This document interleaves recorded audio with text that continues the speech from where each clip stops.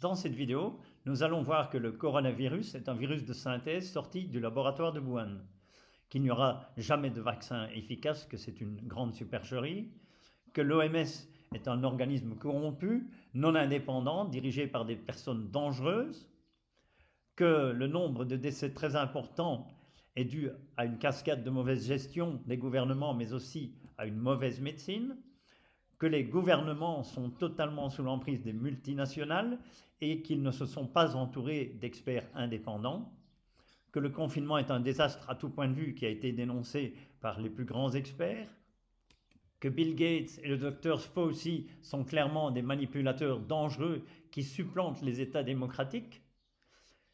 On verra les conséquences dramatiques de toute cette pseudo-pandémie puisque tous les chiffres sont faux, la mortalité étant largement exagérée.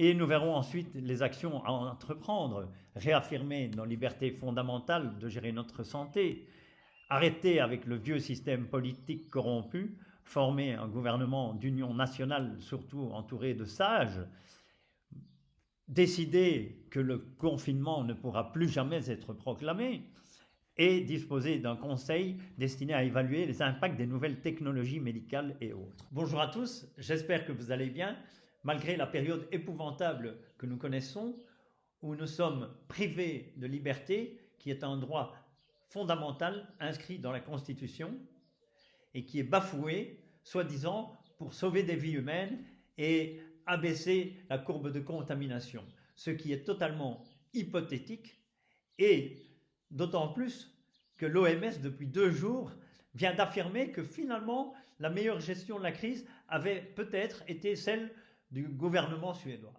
I think if we are to reach a new normal, I think in many ways Sweden represents a future model of if we wish to get back to a society in which we don't have lockdowns. Ce retournement de veste est absolument extraordinaire puisque la même OMS dénonçait il y a 3 ou 4 semaines que ça allait être une catastrophe, qu'il y aurait des dizaines de milliers de morts en Suède. Et là maintenant, ils disent exactement le contraire. C'est d'un cynisme invraisemblable et je vous expliquerai pourquoi c'est comme ça. Commençons par le premier point qui est l'origine du virus qui vient plus que probablement du laboratoire de Wuhan. Comment peut-on dire cela? Déjà, d'un point de vue statistique, il y a 2 postulats de base qui sont assez étonnants. D'abord, pourquoi le virus viendrait-il de Chine obligatoirement?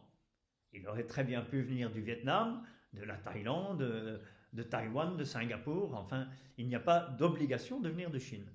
La deuxième chose, c'est la présence des laboratoires P4. Il y en a 25 dans le monde. C'est quand même très peu. Il n'y en a que 4 dans toute l'Asie du Sud-Est et le seul laboratoire en Chine qui existe et qui est spécialisé sur les coronavirus, c'est le laboratoire de Wuhan. Alors quand on dit qu'il est apparu par hasard dans un marché d'animaux, il faut savoir que des marchés d'animaux en Asie du Sud-Est, il y en a partout. Moi j'étais en 2003 en mission dans le nord-ouest de la Chine, j'ai vu plein de marchés aux animaux. Donc je suppose qu'on peut estimer, j'ai regardé un petit peu, en fonction du nombre de villes de 100 000 habitants, on pourrait dire qu'il y a entre 20 et 35-40 000 marchés sur lesquels potentiellement le virus pourrait survenir, si c'est ça l'explication. Mais là, ça fait une probabilité entre 1 sur 20 000 et 1 sur 40 000. Alors, très sincèrement, on ne parle pas là de jouer pair ou impair à la roulette. On parle d'une chance sur 20 000 ou une chance sur 30 ou 40 000. Ça fait très très très peu de chance. Et quand les médias disent c'est un hasard qui est très fort. Mais après, le problème n'est pas là. Tout corrobore derrière cela sur cette origine-là. Alors la première chose, c'est la génétique. Donc le professeur Luc Montagnier a fait une déclaration fracassante et a affirmé qu'on trouvait dans le génome du coronavirus 4 insertions du VIH. Arrivé à la conclusion qu'effectivement il y avait eu une manipulation au sujet de ce virus. C'est-à-dire? Eh bien, qu'une partie, je ne dis pas le total, n'est-ce pas, mais il y a un modèle qui est évidemment le virus classique, et là c'était un modèle surtout venant de la chauve-souris, mais à ce modèle on a par-dessus ajouté des séquences notamment du VIH, le virus du sida. Mais quand vous dites on a ajouté, qui a ajouté? Ah, moi je ne sais pas. Et c'est pas naturel, c'est ce que vous voulez dire? Non, ce n'est pas naturel, c'était un travail de professionnel, un travail de biologiste moléculaire. C'est un travail très minutieux, on peut dire d'horloger. Alors, ce qui est étonnant, c'est quand même que le professeur Luc Montagnier a été porté au nu quand il a trouvé le VIH et qu'il a eu le prix Nobel. Donc là, on a dit que c'était un génie. Et maintenant, on dit tout le contraire, parce que tout d'un coup, il affirme quelque chose qui ne plaît pas beaucoup. Mais il faut regarder, en fait, j'ai l'étude de 40 pages que j'ai lue avec attention, que j'ai donnée également à des amis pour consultation, et c'est très intéressant, parce que cette étude du docteur Pérez, qui est également liée à des recherches faites en Inde, le docteur Pérez, en fait, a étudié l'évolution des coronavirus depuis plusieurs années. Et là, il a constaté que l'évolution des coronavirus suit la suite de Fibonacci. On connaît ça très bien, moi je connais ça très bien en agronomie, parce que la suite de Fibonacci explique beaucoup de formes du vivant. Ça explique la forme des feuilles, ça explique la forme des étoiles de mer, les escargots, toutes les formes de vie sont expliquées et sont cohérentes avec la suite de Fibonacci, ce qui est tout à fait normal parce que dans notre univers, tout ce qui est incohérent tente à disparaître puisque n'est pas en équilibre avec toutes les forces de l'univers, n'est pas en équilibre avec les planètes, avec le tout. Donc, tout dans le vivant suit la règle de la suite de Fibonacci. Donc, à un moment donné, le professeur Montagnier, avec l'aide du professeur Pérez, dit « C'est étonnant, pendant des années, nous voyons le coronavirus qui évolue de façon logique selon la suite de Fibonacci, et tout d'un coup, nous avons 4 insertions de VIH, de virus qui correspondent au VIH, au milieu de cela. Donc, nous pensons que ce virus est issu d'une manipulation de laboratoire. » J'ajouterai à cela que quand on s'appelle Luc Montagnier, on réfléchit quand même à 2 fois avant de sortir des choses aussi énormes. Les professeurs en Inde également, le professeur Pérez également. Donc, je dirais qu'il y a quand même un peu de réflexion.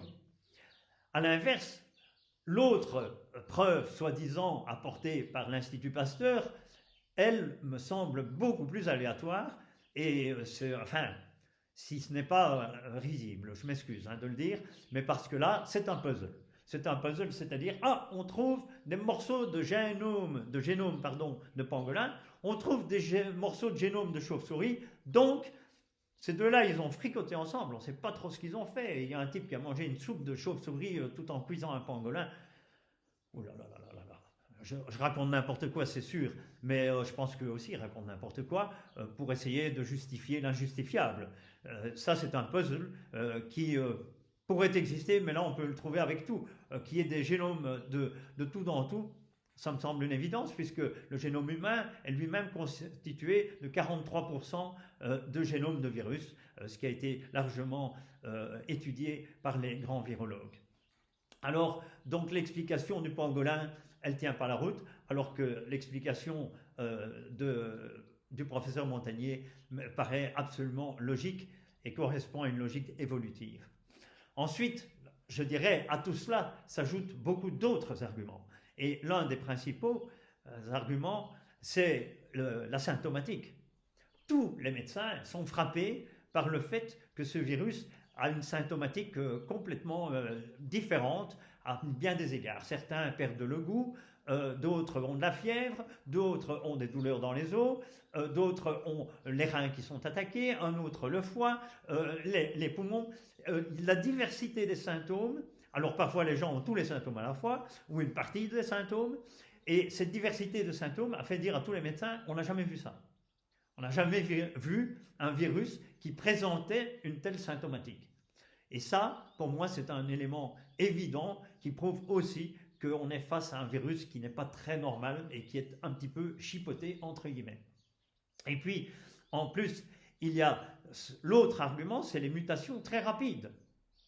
Donc ce virus mute très rapidement et donc n'a pas l'air d'être dans la succession habituelle des mutations de virus. C'est une bonne nouvelle par contre parce que, comme l'annonce le professeur Luc Montagnier, on a l'impression que très rapidement, le virus qui n'est pas naturel se débarrasse des morceaux de VIH et se retrouve dans l'état plus naturel qu'il devrait avoir. Ça, c'est, je dirais, la bonne nouvelle, et c'est très logique parce que la vie rejette les choses qui sont en déséquilibre. Et donc, ça paraît aussi très logique. Et puis, il y a quelque chose qui n'a rien à voir, mais qui pose quand même une solide interrogation sur ce laboratoire de Wuhan, c'est le fait qu'en 2014, l'État américain, le gouvernement américain a décidé d'interdire totalement les recherches sur les coronavirus parce que c'était des recherches qui leur semblaient inutiles et très dangereuses. Alors je vous rappelle que le laboratoire P4 de Wuhan a été pointé par les autorités françaises pour le fait que la sécurité n'y était pas du tout optimale. Il y a eu de grands désaccords entre les Chinois et les Français sur le problème de la sécurité. Il y a eu des visites américaines qui ont pointé du doigt le très mauvais niveau de sécurité du laboratoire P4 de Wuhan. Idriss Aberkan parle lui dans une vidéo en disant « Je ne sais pas si c'est possible que ça vienne ou pas », mais, bon, il veut se préserver encore la possibilité de faire des conférences en Chine quand même, mais il dit « La sécurité d'un laboratoire P4 mais est loin d'être totale. Il faut arrêter de croire une seule seconde que pour un processus multiplicatif, on peut avoir une garantie absolue qu'il ne s'évadera pas. Je veux dire, un virus, c'est quand même extraordinairement petit. Et que vous l'ayez, qu'il s'évade de sa prison, n'est pas quelque chose d'inenvisageable. En particulier dans la mesure où ce virus va être testé sur des organismes, il va être testé sur des animaux. Donc là, on se dit, il y a quand même un vrai problème, puisque en fait, il n'y a pas de réelle garantie que le virus ne puisse pas s'échapper ou qu'un virus ne puisse pas s'échapper. Et donc, en 2014, le gouvernement américain a interdit les recherches sur le coronavirus, mais en 2015, le professeur Fauci, toujours ce professeur Fauci, a fait un virement de 3,7 millions de dollars au laboratoire de Wuhan. Ce fait-là n'a pas été contesté et est entériné par l'ensemble des médias, par le président Trump. Tout le monde sait que ça s'est fait. If this laboratory turns out to be the place where the virus came from, we paid for it. We paid for the damn virus. President, U.S. intelligence is saying this week that the coronavirus likely came from a level 4 lab in Wuhan. There's also another report that the NIH, under the Obama administration in 2015, gave that lab $3.7 million in a grant. Why would the U.S. give a grant like that to China? The Obama administration gave them a grant of $3.7 million. I've been hearing about that. And we've instructed that if any grants are going to that area, we're looking at it literally about an hour. On n'a pas eu la moindre explication de la part du professeur Fauci, qui est un ami intime de Bill Gates. On n'a pas eu la moindre explication sur ce virement. 3,7 millions, ce n'est pas pour aller acheter une boîte de chocolat au bazar du coin, c'est quand même pour faire quelque chose. Eh bien, on n'a pas d'explication. Par contre, c'est quand même incroyable que lors d'une conférence devant un parterre de spécialistes en 2017, le professeur Fauci dit qu'il va y avoir une pandémie surprise. Il ne dit pas qu'il y aura peut-être ou qu'il faut prévoir, il dit qu'il va y avoir. Donc, ça fait beaucoup de choses qui font dire que la probabilité que le virus sorte du laboratoire de Wuhan, elle est de 99,999%. Je m'arrête à la 3e décimale, mais réellement, il faut être sérieux entre le hasard, la génétique, les arguments pangolins, margoulins qui font un peu rire et tout cela. Non, je dis soyons sérieux. Ce virus sort du laboratoire de Wuhan, à moins que les Chinois puissent prouver formellement que ce n'est pas le cas. Mais non, ce n'est pas possible. y a trop d'incohérence dans tout cela et tout pointe vers un virus de laboratoire. Alors, je ne suis pas là pour dire c'est dramatique, il faut faire la guerre à la Chine, ce n'est pas ça le point de vue. Mais ce qui est dramatique, c'est de constater la folie humaine. Mais c'est du délire total. À quoi joue-t-on? Mais qu'est-ce qu'on fait avec de tels laboratoires? On n'en a absolument pas besoin. C'est d'un ridicule. C'est monstrueux. Et maintenant, les autorités chinoises sont en train d'interdire toutes les publications. In China brought on by the virus is actually still in a bad state, but the government doesn't allow people to tell the truth. It only permits people sing the regime's praises and never allows truthful information to flow. Liu says he's really disappointed in China's leaders. Two notices on Chinese university websites show the Chinese regime is censoring research on the origin of the CCP virus. All research papers must first be approved by central authorities. It's the latest attempt to control the narrative on where it all began. Notices from two leading Chinese universities show the Chinese regime is censoring research around the origin of the virus. The notices have since been deleted, but remain archived online. One references China's Ministry of Science and Technology, which says any research around the virus's origin must first be approved by the ministry. Il y a une censure terrible du côté chinois pour prouver l'origine du virus. Donc tout ça, ça pue. Et ça me semble très... Deuxième point que je voulais aborder aujourd'hui est celui du vaccin. Il n'y aura pas de vaccin contre le Covid-19. Oui, il y aura peut-être un vaccin décrété comme tel, officiellement, mais il ne sera pas efficace. C'est une évidence. Pourquoi? Tout simplement parce que le Covid-19 évolue très rapidement. C'est un virus qui mute en permanence. Et donc, il n'y a pas de capacité de produire un vaccin puisque ce virus change tout le temps. Dire le contraire, c'est une escroquerie intellectuelle. C'est se moquer des gens. Et j'en veux pour preuve, si vous ne me croyez pas, qu'il n'y a pas eu de vaccin contre le SARS, qui était un coronavirus. Il n'y a pas eu de vaccin contre le MERS, qui était un coronavirus. Et il serait tout à fait faux de penser que les laboratoires n'ont pas cherché de vaccin. C'est évident qu'ils ont fait beaucoup de recherches là-dessus, mais ils ont dit qu'ils n'ont pas eu le temps de trouver. Mais ça sera la même chose avec le Covid-19, parce qu'évidemment, quand sortira un prétendu vaccin contre le Covid-19, on sera déjà au Covid-23 ou au Covid-30 ou 35 à votre guise.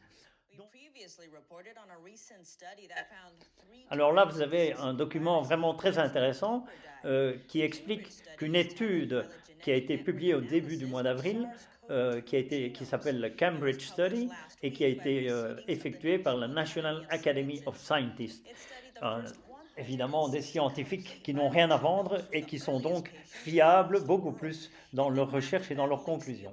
Eh bien, ils ont trouvé qu'il y avait déjà, pour le moment, 160 génomes différents du virus Covid-19 et que ce SARS-CoV-2 pouvait se subdiviser en 3 catégories qu'ils ont définies.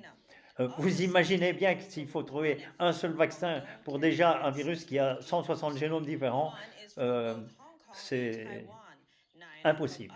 Voilà, tout simplement. Donc, vraiment, ce n'est pas possible. Et vous allez me dire, mais il en veut à l'Institut Pasteur, il en veut à tous ces... Oui, j'en veux. Oui, j'ai une raison personnelle. Je vais vous expliquer pourquoi. Il y a 25 ans, mon frère est mort du sida. En fait, il n'est pas mort du sida, il a été assassiné par l'AZT. L'AZT est un poison qui a tué des millions de malades du sida. Et c'est le docteur Fauci qui, à l'époque, préconisait l'emploi de l'AZT. Et c'est le professeur Gallo qui est devenu multimilliardaire grâce à la vente de l'AZT. Aujourd'hui, il devrait être en prison, condamné pour tous les morts qu'il y a eu avec son médicament dont il savait pertinemment bien que c'était un poison. Donc, mais ce n'est pas le cas. Et figurez-vous que j'ai un ami de mon frère qui est séropositif, qui est en pleine forme. Il est encore toujours vivant aujourd'hui, vraiment en pleine forme. Pourquoi? Parce qu'à l'époque, ses parents n'avaient pas l'argent pour payer le traitement de l'AZT qui était extrêmement onéreux. Et donc, tous les autres sont morts, lui pas. Comprenez que ça refroidit un petit peu vis-à-vis de Big Pharma. Et à l'époque, l'Institut Pasteur organisait des soirées pour récolter des fonds. On avait dit à mes parents, qui étaient meurtris d'avoir perdu leur fils, évidemment, on avait dit à mes parents, mais votre fils est mort, mais vous le savez, nous allons trouver un vaccin en déant les 3 ans. Ça a été écrit.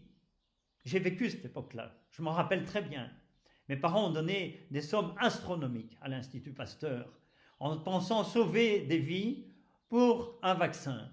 Ça fait 25 ans, il n'y a toujours pas de vaccin. Alors oui, il faut reconnaître que l'on nous ment.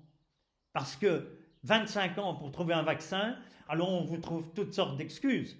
Mais en réalité, on a des vaccins contre la rougeole ou contre la variole, des virus extrêmement stables pour lesquels je ne vais rien dire.